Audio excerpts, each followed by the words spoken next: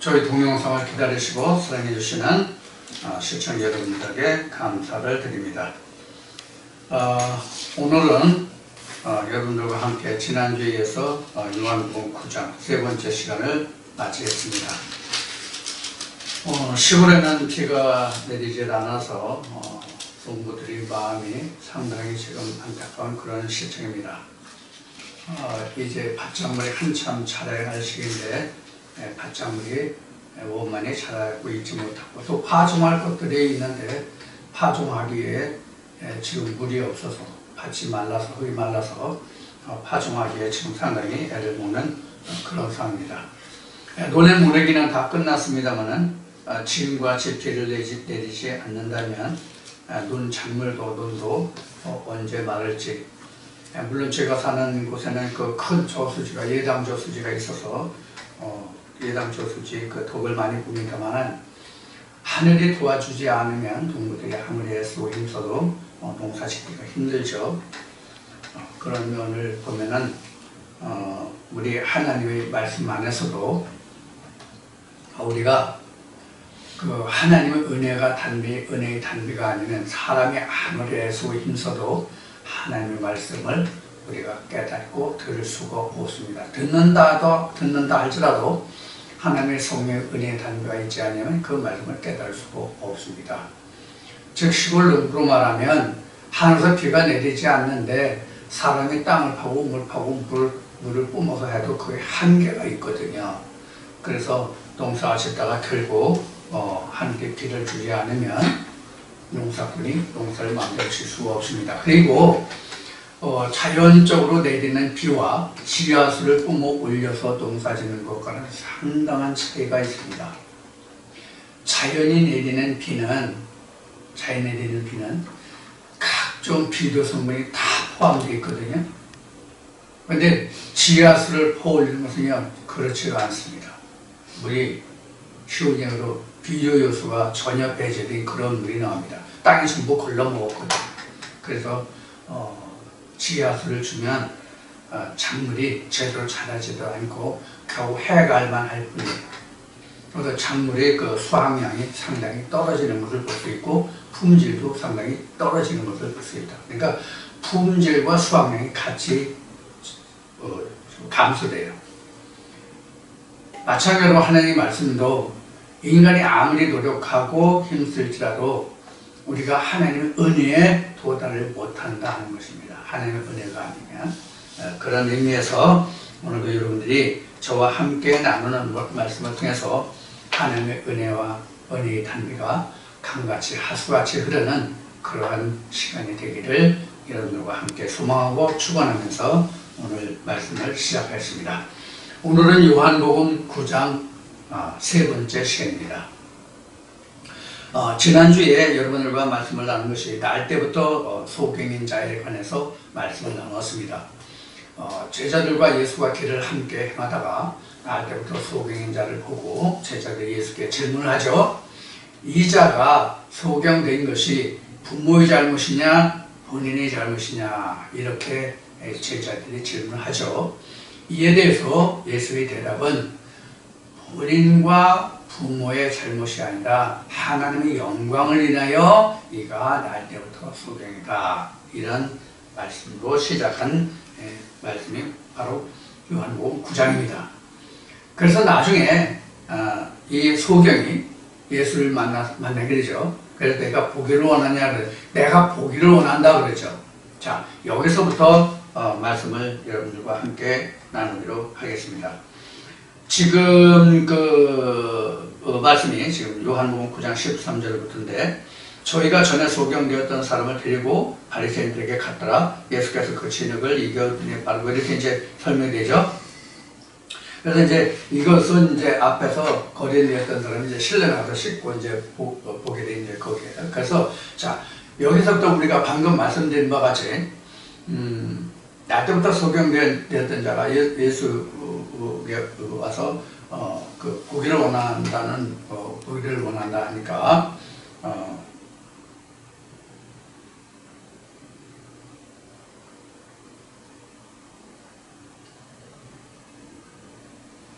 자 여기서부터 이제 설명을 드리겠습니다. 오늘은 좀 작은 주제로 본다면, 작은 주제로 말한다면 소경이 눈을 떠가는 과정입니다. 눈을 떠가는 과정.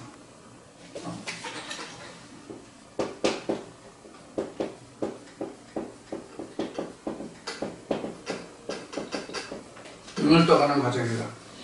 우리가 눈을 그냥 한 번에 딱 뜨는 것 같지만 눈을 그렇게 쉽게 뜨지가 않습니다. 우리 물론 그 심청전을 보면 심봉사가 그 왕이 배설한 잔치에 갔다가 임당수에 빠져 죽은 줄 알았던 청이가 그 아비를 부르는 바람에 정말로 네가 청이냐 내 딸 청이가 맞느냐 하면서 그 눈을 뜨는 감격적인 그런 이제 그 시나리오가 이제 우리가 심청전을 보면 나오죠. 그렇게 소경이 눈을 뜨는 것은 바로 뜨는지는 모르겠어요. 예를 들어서 개안 수술을 하면은 눈을 이식하면은 바로 볼 수 있죠. 그러나 하나님 안에서는 눈을 그렇게 쉽게 떠가지 않습니다. 그래서 눈을 떠가는 과정을 보면은 여러분들 이거 아시죠? 이게 뭐죠? 이게 뭘 그리려고 하는 것 같아요? 성막 그림이죠? 그렇죠? 성막 그림이에요. 성막 그림인데 여기가 뚫리고 성소고 지성소고 이게 이제 이게 출애굽 과정으로 보면 여기가 애굽이고 광야고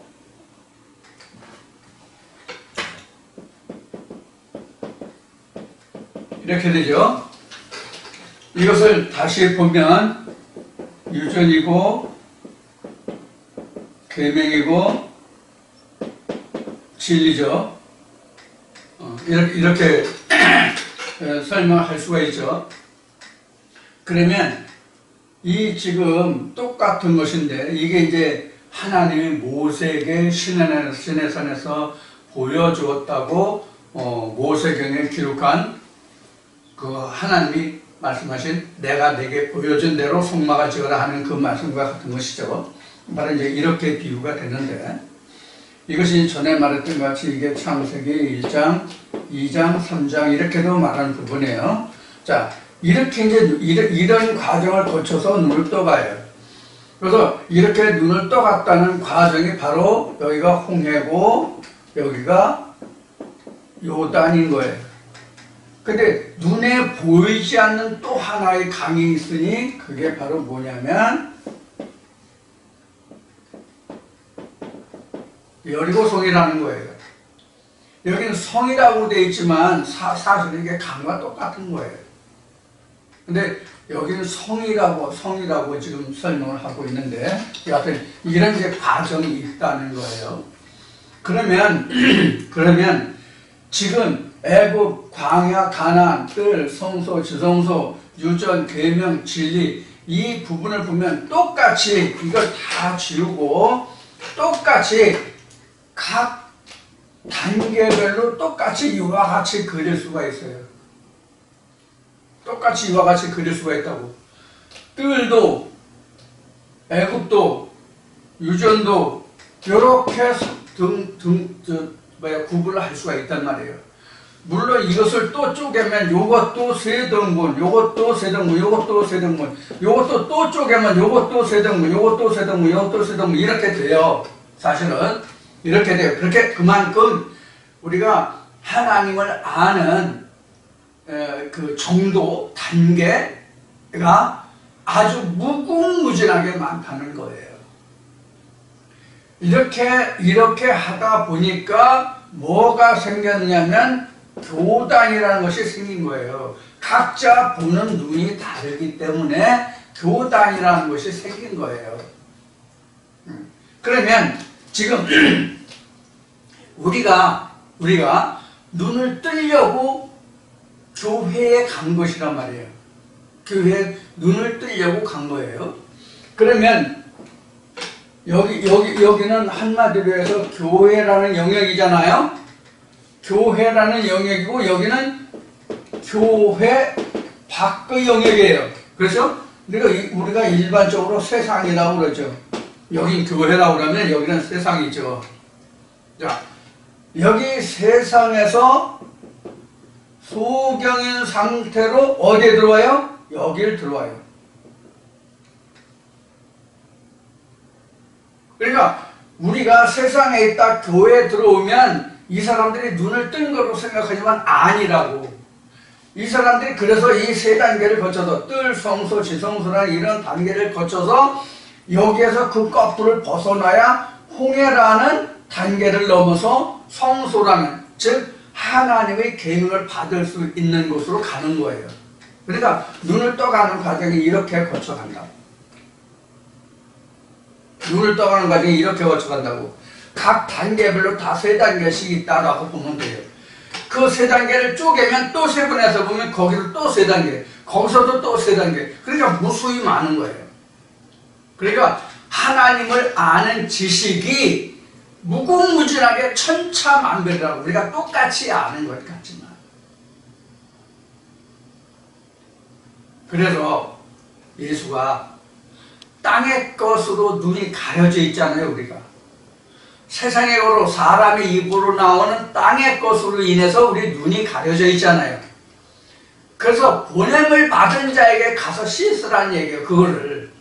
그러면 여기에서도 각 단계별로 보냄을 받은 자에게 가서 씻으라는 얘기거든요. 그래야 홍해라는 단계를 하나 넘어가고, 우리가 잘 아는 것 같이 여기가 애굽이라고 한다면 바로에게서 치리받던 사상이 남아있잖아요. 거기에 모세가 왔단 말이야. 거기에 모세가 와가지고 이는 하나님들이 백성에 놓아주라고 한단 말이에요. 우리가 아브라함의 자손인 우리가 하나님께 나가서 예배하게 하달라고.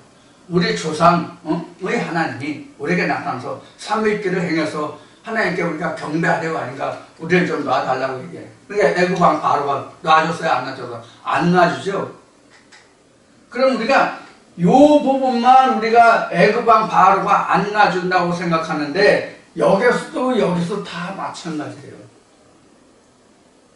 똑같이 우리가 출애굽을 하면 광야에 나오면, 여기가 광야니까, 성소가 광야의 의미니까, 광야에 나오면 애굽 왕의 지배를 안 받는 거로 알고 있거든요. 우리 일반적인 생각이.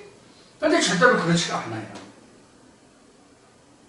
그리고 또 우리가 지성소에 해당하는 가나안 땅에 들어오면 애굽 왕이 전혀 관계 없을 것으로 생각하지만 전혀 그렇지 않아요. 그럼 전혀 그렇지 않다는 성경의 근거가 무엇이냐? 성경의 근거가 무엇이냐? 이사야 27장에 보면 리워야단 나오죠. 그리고 요한계시록 옛뱀, 마귀 사단 나오죠. 그렇죠? 옛뱀, 마귀 사단이 언제예요? 우리가 지금 가나안 땅에 들어온 사람들에게 지금 요한계시록까지 지금 우리가 섭렵하고 있는 요한계시록의 말씀을 듣고 있는 인도되고 나팔도 부르고 다 그런 사람들에게 이미 요한계시록 6장을 거쳐 7장에 오면서 14만 4천으로 하나님의 인치를 받고 흰 두루마기를 받았는데 그 사람들에게 애굽 왕이 있어요, 없어요? 이 단계를 보면 애굽 왕이 있을 필요가 없거든. 있을 수가 없거든.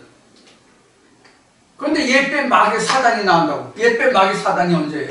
여기거든요, 여기 애굽. 예? 여기 애굽이라고. 여기까지 따라와요. 그래서 결정적으로 이 옛뱀 마귀 사단 애굽 왕 바로가 내게 같이 따라오고 있다는, 동행하고 있다는, 함께하고 있다는 최종적인 증거가 뭐냐면 둘째 사망이에요.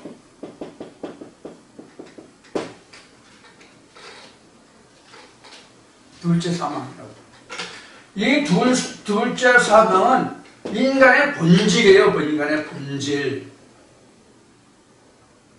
인간의 본질이에요. 인간의 본질이라는 것은 뭐냐면 영과 육의 상관관계가 본질이에요.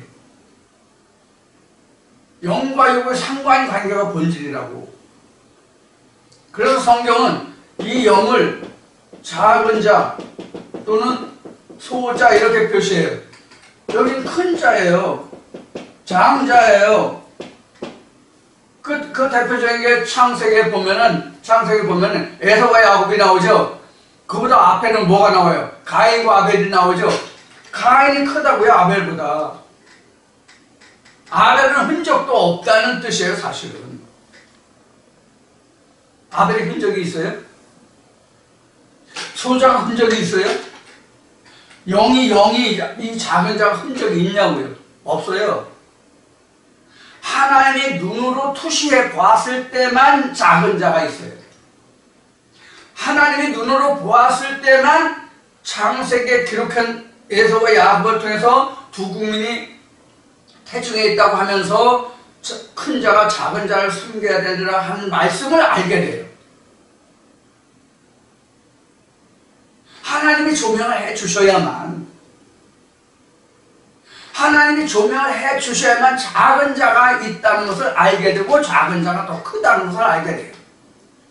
그래서 세례 요한은 내 뒤에 오시는 이가 나보다 크고 나보다 먼저 있었다라고 말하는 거예요.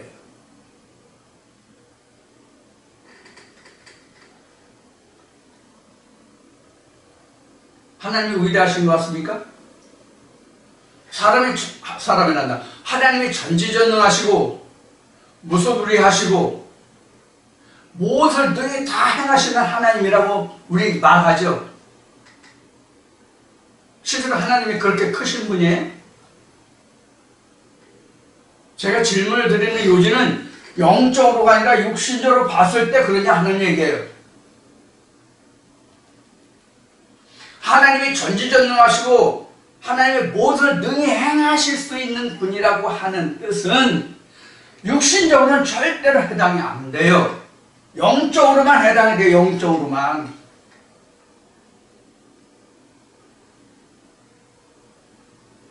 하나님이 육신적으로 행하실 수 있다면 2000년 유대 땅에 왔던 예수를 십자가에 내주었겠어요?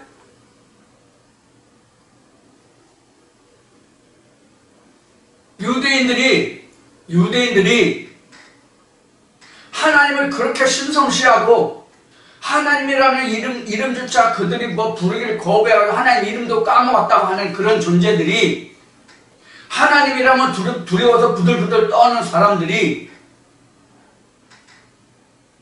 예수를 빌라도에게 내줘서 죽게 했어요. 그럼 세상적으로 보면 빌라도가 큽니까? 유대인들이 큽니까? 유대인들이 더 커요. 그래서 유대인들의 소요를 못 이겨서 빌라도도 예수를 내줬잖아요. 그러면 당시에 유대의 왕이 빌라도였잖아요. 분봉왕이지만.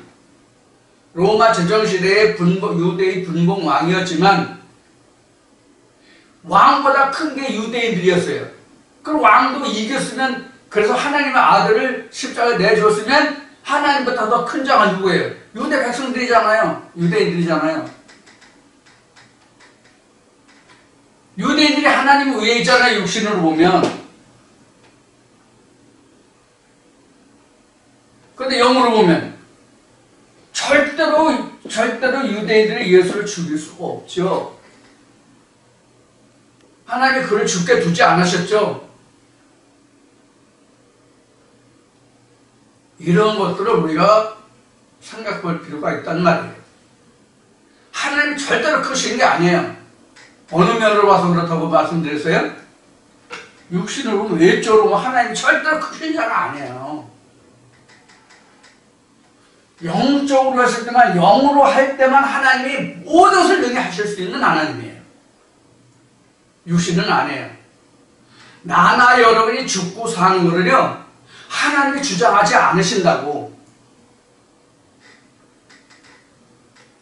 내가 세상에 의해서 어떤 죽음의 길로 갈 때에 하나님이 하나님의 뜻을 위해서 나를 지켜줄 수도 있지만 또 그 반대로는 하나님의 뜻을 그것을 위해서 죽을 수도 있단 말이에요. 가장 대표적인 게 예수잖아요. 그래서 예수가 뭐라 했어요? 내가 들려야만 많은 백성들이 구원을 얻으리라고 그러죠. 그래서 대속물이라고 한 거예요. 우리도 똑같이 내 육신을 내어주지 않으면 하나님 여기 살지 못해요. 똑같아요. 이런 관계를 우리가 생각해야 된다. 그래서 눈을 떠가는 과정이라고 하는 것은 이렇게 많은 과정들을 거쳐 간다고요. 그런데 가장 중요한 것은 우리가 여기서 볼 게 무엇이 가장 중요한가 하면 여리고성이라는 부분이에요. 여리고성이라고 하는 부분이다. 자, 여기 우리가 그 출애굽의 과정에서 하나님은 우리에게 보여주신 것은 홍해가 있고 요단강이 있잖아요. 홍해와 요단강이 있는데 홍해와 요단강은 눈에 보이는 거예요. 홍해와 요단은 눈에 보이는 것이거든요. 근데 여리고성은 눈에 보이지 않는 성이에요. 여리고성은 눈에 보이지 않는 성이라고. 자, 그러면 여리고성이 무엇이다라고 설명한 하나님의 말씀이 뭐예요?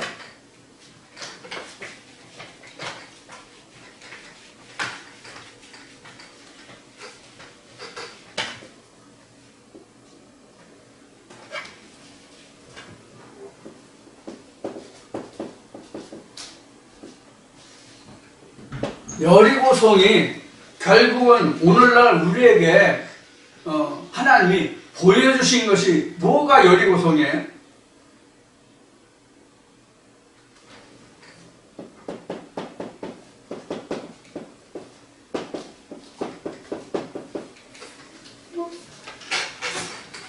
지성소의 휘장이에요.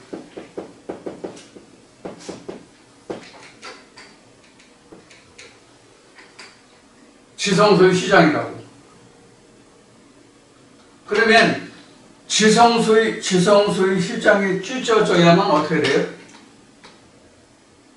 지성소의 휘장이 찢어져야만 어떻게 해요? 지성소의 휘장이 찢어져야만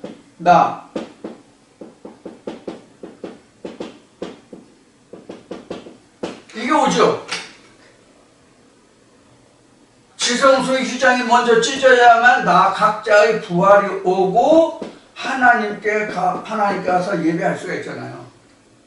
이게 마태복음 27장의 증거예요. 그러면 지금 여리고성이 지성소의 휘장이라고 지금 말씀드리고 있는 거잖아요. 그러면 왜 지성소의 휘장이 여리고성과 같은 것이고 보이지 않는 거냐 하는 거예요. 이것은 요한계시록 21장 9절 이하에 가면 하나님의 신부의 모습이 나오죠. 하나님의 신부의 모습이 나와요.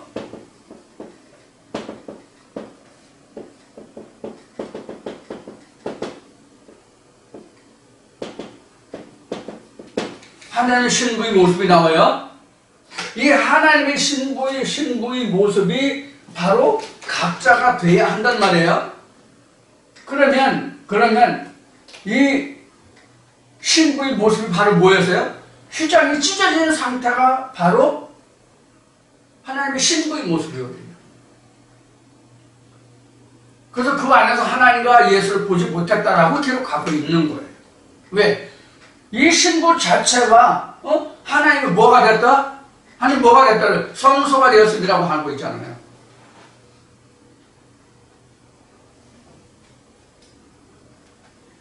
이것을 그 앞에서 설명하기를 뭐라고 하냐면 성소와 지성소가 하나 됐다. 바로 이 관계란 말이에요. 근데 오늘날 여리고성이 보이냐고.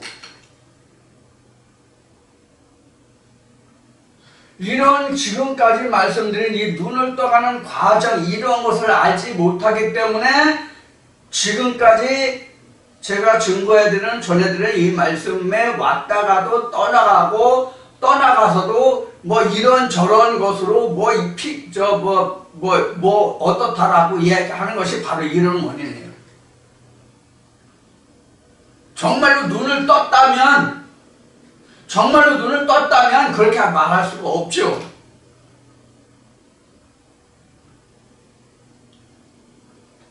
제가 그래서 이런 얘기를 했어요. 어떤 얘기를 했느냐. 사람으로 험과 티가 있는 곳으로 이 말씀에서 떠나갔다면 다시 돌아올 수가 있다. 사람의 험과 티를 보고 돌아섰으면 돌아올 수가 있다. 그런데 말씀에 관해서 꼬리를 잡고 틀렸다 맞았다면 절대로 돌아올 수가 없다. 그렇게 말했어요. 이건 제가 한 얘기가 아니라 히브리서 말씀에 그렇게 기록되어 있기 때문에 하는 얘기예요. 하나님의 은사를 맛보고 성령을 모독한 자는 다시 돌이켜 빼게 하는 제사가 없다. 이게 들을 줄 모른다가 그 앞에 8장에서 너희가 내 말을 들을 줄 알지 못함이라는 말을 하잖아요. 예수가.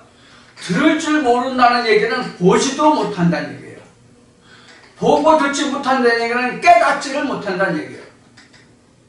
그래서 잠언에 기록된 대로 여호와의 말씀을 듣는 눈과 귀는 여호와가 지으신단 말이에요. 여호와의 말씀을 보고 듣는 눈과 귀는 여호와의 지으신 것이다.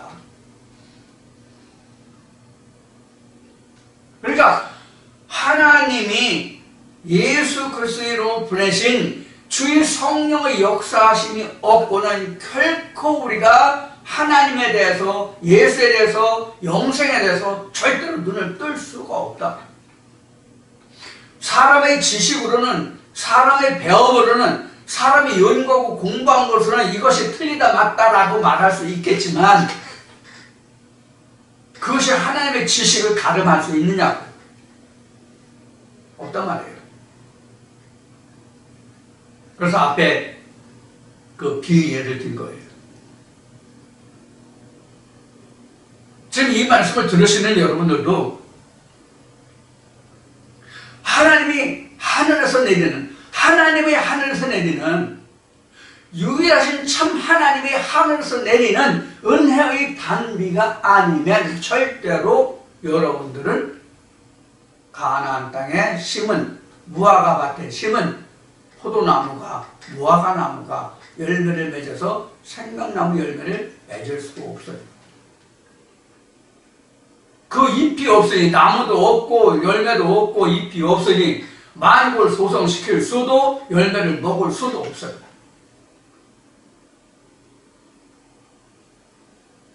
이게 바로 눈을 뜬다는 얘기예요. 이런 과정이. 그래서 우리가 중요한 것이 뭐냐면, 여러분들 지금 제가 전해드리는 말씀을 지금 듣고 계시잖아요. 이런 분 저런 분 많은 부류의 사람들이 듣고 계실 거예요.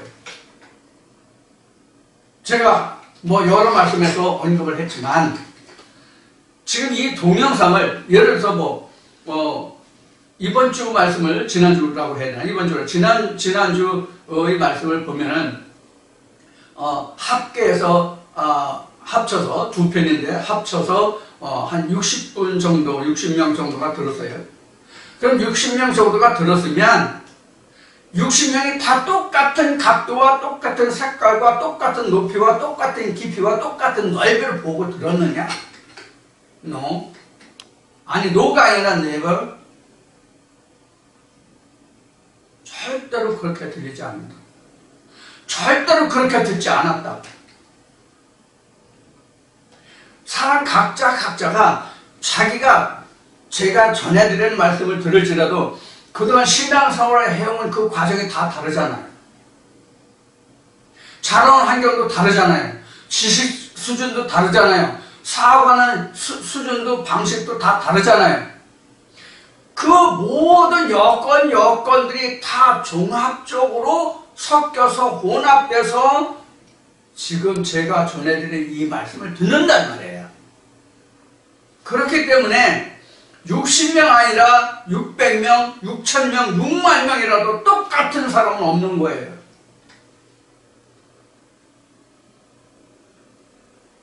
마치 한 부모에게서 자식이 10명 이상 있다 할지라도 오늘날은 하나 아니면 둘, 많으면 셋인데 개중에는 지금도 10배, 7, 8 되는 부부들도 있긴 있더라고요. 아주 드물지만.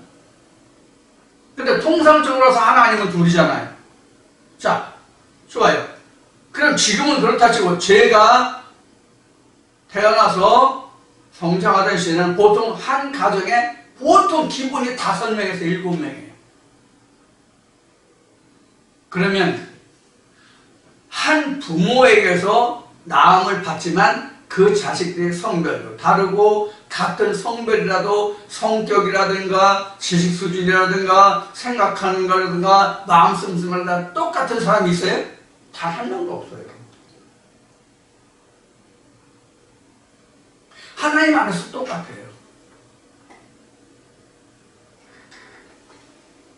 우리 인간은 그때 당시에 내가 모태에 있을 때 또 아버지 뱃속에 아버지에게서 내가 씨로 생성될 때 무엇을 어떤 섭생을 했느냐에 따라서 내 개성이 틀려져요. 또 모태에 들어서 내가 잉태됐다 할지라도 똑같은 상태의 씨가 잉태됐다 할지라도 어머니 뱃속에 있을 때 어머니가 어떤 생각을 하고 어떤 섭생을 하냐에 따라서 내 성격이 다르고 식성도 다르고 다 달라요. 이와 마찬가지로 우리도 방금 말씀드린 대로 각자 사람마다 태어난 그 상황이 틀리잖아요. 환경이 틀리잖아요. 배움도 틀리잖아요. 지식 수준도 틀리잖아요. 사고방식도 틀리잖아요. 생활 환경도 틀리잖아요. 거기다가 어떤 교회의 어느 목사의 양육을 받았냐가 또 관건이 되잖아요. 그래서 같은 사람이 하나도 없다니까. 그런 바탕에 이 말씀이 여러분들에게 들려지는 거예요. 그래서 눈을 뜬다고 하더라도 다 달라. 눈을 뜬다고 해도 다 달라. 여기서 여러분들에게 중요한 거 한 가지를 설명드리고자 합니다.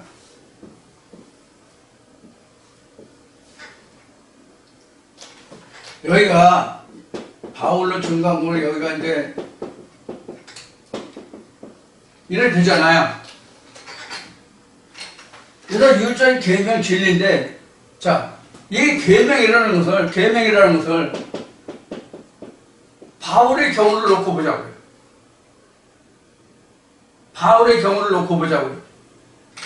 바울의 경우를 놓고 보면 바울이 사울일 때 이 세 가지가 다 있었을까요? 없었을까요? 네? 바울이 사울일 때에 이 세 가지가 다 있었을까요? 없었을까요? 다시 말하면 자기는 세상에 있지 않고 이 계명에 있지 않고 자기는 하나님의 나라에 있다고 생각했을까 안 했을까 그 얘기예요. 당연히 사울이 예수를 믿는 사람들을 잡으러 가고 그들을 옥에 가두고 이것을 마땅히 하나님의 일이라고 생각했을 때 자부와 긍지를 가지고 그런 일을 할 때의 생각이 나는 하나님을 믿는 자 중에 믿는 자라는 자부심이 자긍심이 있었겠느냐 없었겠느냐 하는 얘기예요. 누구보다도 그렇게 출중했죠. 사울이. 뭐로 알 수 있어요? 뭐로 알 수 있어요? 바울이 사울 때 이렇다 했던 것을 우리가 믿고 짐작해 볼 수 있는 것이 어디 있어요? 고린도후서에 있는 말씀하신 내가 조상보다 유전에 더 열심이고 이런 증거예요. 바울이 유전이라고 말했지만 바울에게 그때 모세의 십계명이 율례와 규례와 법도가 전혀 알지 못하고 듣지도 못했던 내용입니까? 이미 모세격에 있는 모든 것을 다 섭렵한 자가 사울이에요. 우리가 신학에서 모든 것을 다 배우듯이 다 한 사람이라고 사울이. 그렇잖아요. 사울이 그때 당시에 가장 유명한 신학을 한 사람이잖아. 어떤 신학을 했는지 몰라. 충신했나, 충신했나, 대신했나, 어느 신학을 했는지 모르겠는데, 하여튼, 유명한 신학을 한 사람이에요. 분명히. 나는 모르거니와 여러분은 알 거예요. 그런 사람이 모세의 계명을 몰랐겠냐고, 하나님의 계명을. 근데 사울이 다메섹에서 예수의 음성을 듣고 그 빛을 보고, 아나니에게 안수를 받고 비늘이 떨어지고 다시 말할 때 내가 하나님의 계명을 하나님의 계명을 내가 알지 못했다고 고백하죠. 그래서 하나님의 계명을 다시 받는단 말이에요. 이게 중요하다고, 이 과정이. 이게 진짜 눈을 떠가는 첫째 단계예요. 이게 뭐냐면, 이미 다른 동영상에 있지만, 이 계명이라는 것은 모세경에 기록한 10계명이나 율례 길에 나오죠. 율례 길에 나오는데, 지금 성경의 모세경에 기록된 이거를 이야기하는 게 아니라고. 이것을 이야기하는 게 아니란 말이에요, 계명을. 오늘날 얘기는 바울이 말한 내가 하나님의 계명을 계명도 아직부터 계명 다시 한다고 하는 얘기가 지금 모세가 시내산에서 받은 이 계명을 뜻하는 게 아니라고. 모세도 그렇고 오늘날 우리도 그렇고. 그러면 모세는 시내산에서 이런 하나님의 음성을 계명을 받고 그렇게 했잖아요. 그래서 이스라엘 백성들을 가르쳤잖아요. 지금 우리 입장은 사도 바울이 이 계명을 다시 받은 그 계기가 어디예요? 다메섹이었죠.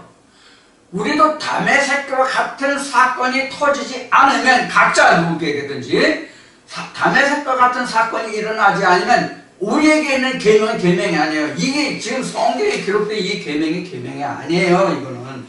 이거는 모세나 우리 선지자들이 한 거지 내 거가 아니란 말이에요.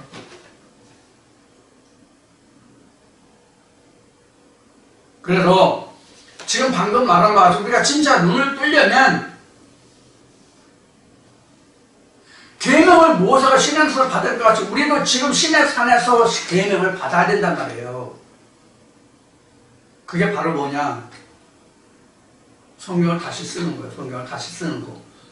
다시 깨닫는 거예요. 뭐냐? 이 성경이 나를 살려주느냐 하는 얘기예요. 다시 말하면 이 성경이 나를 살려줍니까? 이 성경이 나를 안 살려줘요. 이거를 우리가 보고 있는 이 성경을 이 구분으로 보면 유전이에요. 이거 유전. 우리 믿음이 조상들이 했던 거잖아요. 그럼 이 유전이 내게 다시 계명으로 와야 된다고. 나에게 이 계명이 나를 진리로 이끌어주는 거예요. 이 성경에 기록된 이 본문이 나를 이끌어주는 게 아니에요. 이 본문이 기초만 될 거예요. 우리에게. 이 성경에서 눈을 뜨는 것이 본다예요. 이 성경을 보지 못하는 것이, 읽기는 읽어도 보기는 보아도 읽고 들어도 보고 들어도 깨닫지 못하잖아요. 그리고 날 때부터 소경이란 말이에요. 그래서 우리가 다 유전 아래 몽학선생 아래 있다고. 그래서 이 몽학선생 아래 있는 것을 우리가 계명으로 와야만 내가 진리로 갈 수 있는 길이 열리는 거예요. 그래서 여기서부터 길이 열리는 거야. 계명이 와야만 내가 지금 성경을 다시 기록해야만 그 성경이 나를 진리로 이끌어 간다고. 이것이 내가 눈을 떠가는 첫째 과정이요. 그 시작이다. 발단이라고.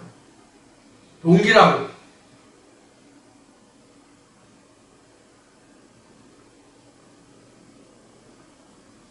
그래서 제가 장황하게 이런저런 말씀을 드리는 거예요.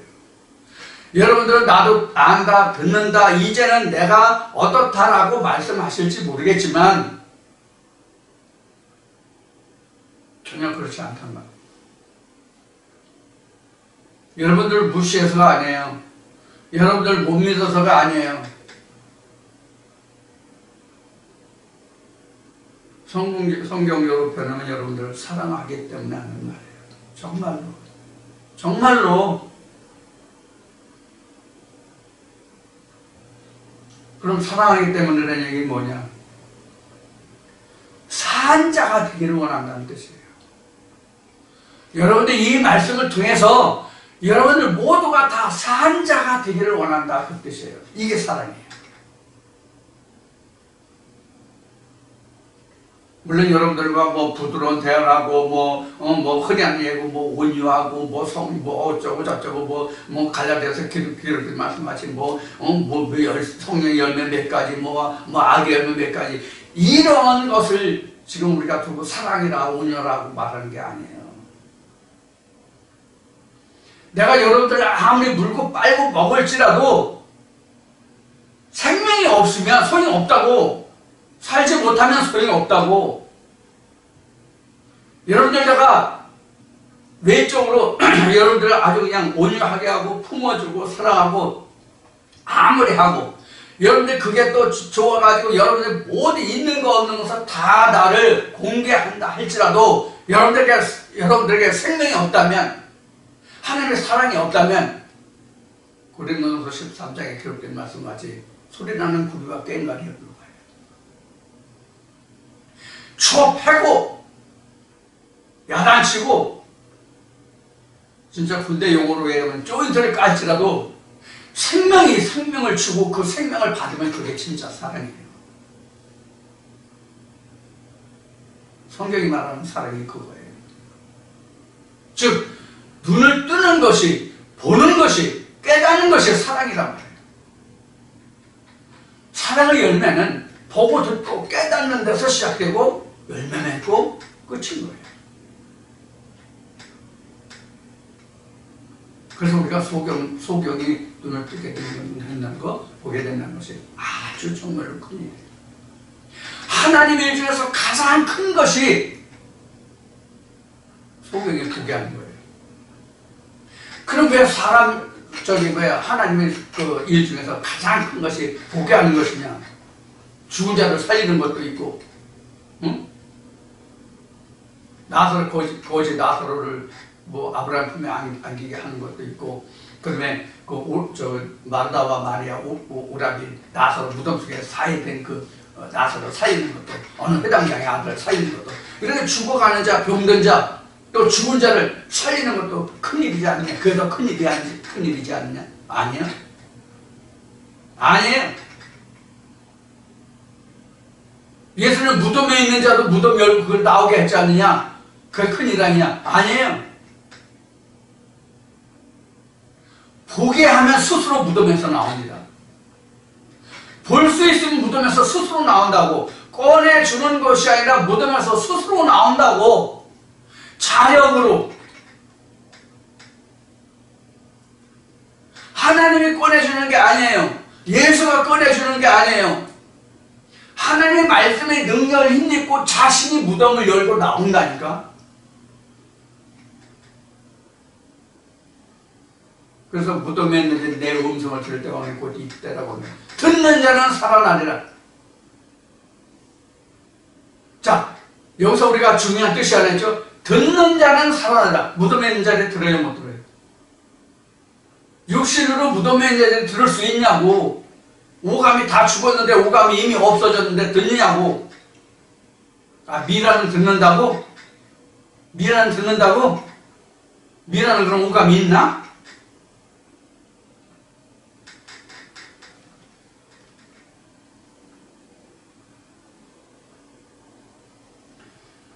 이게 하나님 안에서만 가능한 일이에요. 그래서 하나님은 전지전능하시다고 하는 거예요. 무덤에 있는 자도 살리니까. 여기서 중요한 게 있다고 얘기했죠. 뭐가 중요합니까? 듣는 자가 살아나리라고 그랬어요? 그죠? 듣는 자는 살아나리라고 했죠? 그럼 말하는 자가 있으니까 듣는 자가 있는 거죠. 하나님이 하셨으면 말씀하시기 전에 꺼내면 되잖아. 무덤 열고 내가 무덤에서 너를 꺼내리라 이렇게 해야 되잖아.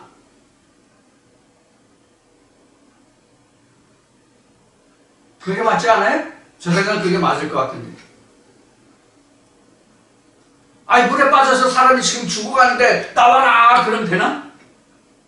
아유, 옷을 벗어보시고 빨리 들어가서 건져내야 맞는 거죠. 그죠? 이거 마찬가지로 듣는 자는 살아나리라. 말하기 전에 가서 꺼내오면 살잖아. 무슨 뜻인지 여러분들 잘 이해하시고 들어주시기 바랍니다. 내가 살아나는 거예요. 보고 들으면 내가 살아나는 거예요. 하나님이 나를 직접 꺼내고 보게 하고 살려주는 게 아니에요. 그럼 왜 하나님이 하신다고 왜 저 성경 기록하고 있느냐? 말씀이 있어야 되니까. 말씀이 있어야 되니까. 하나님이 말씀하시지만 듣는 거는 누가 들어야 돼? 각자가 들어야 되잖아요. 하나님이 말씀하시고 하나님이 듣고 말하기도 하고 듣기도 하고 하시는 게 아니잖아요. 듣는 거는 상대방이 듣는 거지 말하는 자가 듣는 게 아니에요. 물론 말하는 자도 듣지요. 우리 인간적으로 말하는 자도 듣지요. 그러나 성경은 그것을 말하는 게 아니잖아요. 자, 그래서 우리가 날 때부터 소경된 것은 분명한데, 즉 날 때부터 우리가 성경을 몰라요. 이 성경 모릅니까 우리가? 다 알아요. 다 알아. 다 안다는 것이 무엇이냐? 다 읽잖아요. 그럼 우리가 모르는 게 뭐예요? 내용을 모르는 거예요. 글을 모르는 게 아니라 내용을 모르는 거예요. 내용을. 그 내용을 깨닫는 것을 우리는 보고 듣는다라고 그래요. 그 내용을 보고 깨닫지 못하는 것을 우리가 날 때부터 소경이라고 말하는 거예요. 그래서 우리가 하나님을 알기 위해서, 즉 성경을 알기 위해서 신학을 하는데, 신학이 뭐래요? 유전으로 하잖아. 유전으로. 그럼 세상에 있는 사람이나 유전으로 하는 사람은 똑같이 뭐예요? 소경이잖아. 그래서 우리가 눈을 뜰 수 있는 하나님의 계명이 필요하다고. 계명이. 즉 자기 이 말씀을 통해서 여러분들이 새로운 계명이 생기면 여러분들 지금 신의 산에 오르는 거예요.